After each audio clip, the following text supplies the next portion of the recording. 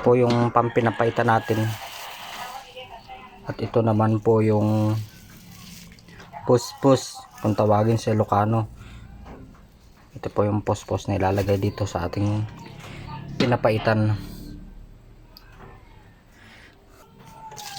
Buhusan lang po natin ng mainit na tubig para mababad.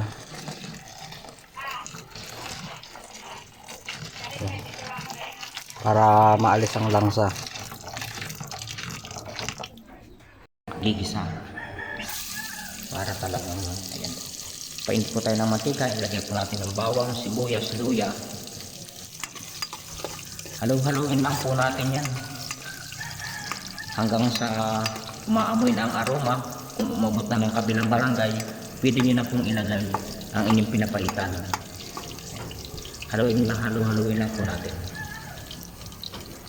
At shout out nga pala sa mga Ilocano, sa lahat ng Ilocano na kumakain ng pinapaitan, at shout out din naman doon sa hindi kumakain ng pinapaitan, kasi tabi po sa inyo lahat. Halo-haloin lang po natin hanggang sa mag-isa siya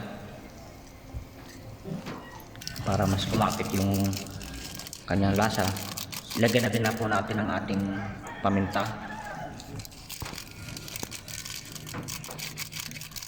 Dalawang piraso ng paminta ilagay natin. Lagyan natin ng magic sarap para sumarap naman yung ating niluluto.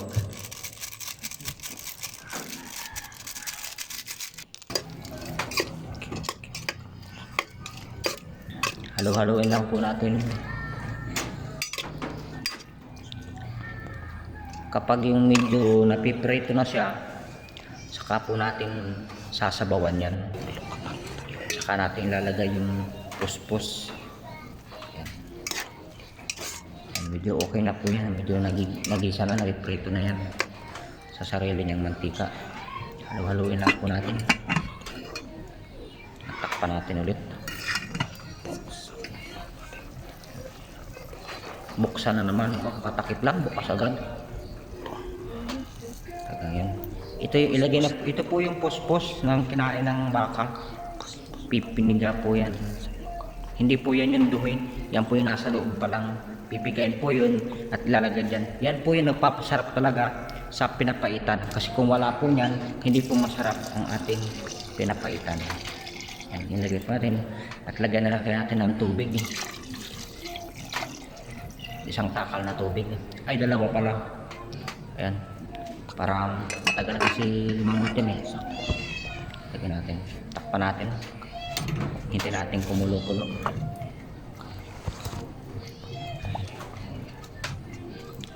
Basa po kasi yung panggato, kaya ang hirap magluto, gawa ng bagyo. Mahalin pa yung pamaypay ko dyan, no? Galing sa pinagtanggal ng speaker, plywood pa yan. Shoutout nga pala sa lahat ng mga nakagamit ng gintong lutuan. Kaway-kaway naman dyan. Baka pwede, pa-share naman. At shoutout nga pala sa mga Ilocano. Bakit ganyan ang itak nyo? Baliko. Ayan. Mahal po siguro pag mga baliko kaysa dun sa mga tuwid. Ano po? 10 tamo. Ayusin lang po namin yung tanim ng sitaw. Sigarilyas kasi binapa ng bagyo.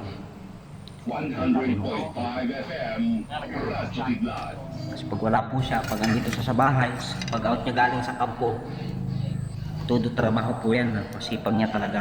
O, balikan natin yung ating pinapaitan na nakalimutan pala. Ayan, tanggalan natin ng bula para matanggal yung langsa, tsaka hindi mabilis mapanis yung ating pinapaitan. Tanggalin lang po natin yan lahat.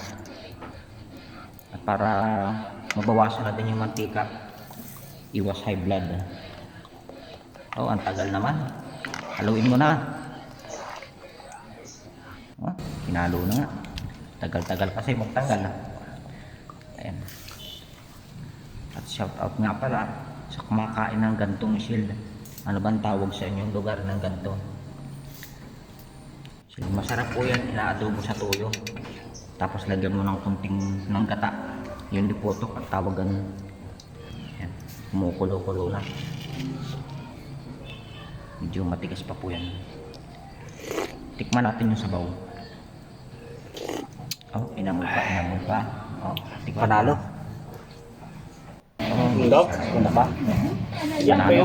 Ah, Panalo na panalo. Maghanap ako ng supos ng saging kasi may nagtago na kumain ng saging. Baka tawag dito ng lagay na sabaw. Naglaming na to, no? Baon na pala guys yung Walang sili na, wala. matagal na siyang baon. Sabi yung dami yun, gawin mo. Baon yung ginamit ko kung tumagal na parang siyang antique na gamit. Kulay itim tapos ang linis. Tapos yung kutsara mo dyan, yung baon din, ang ganda po. Mga 90s.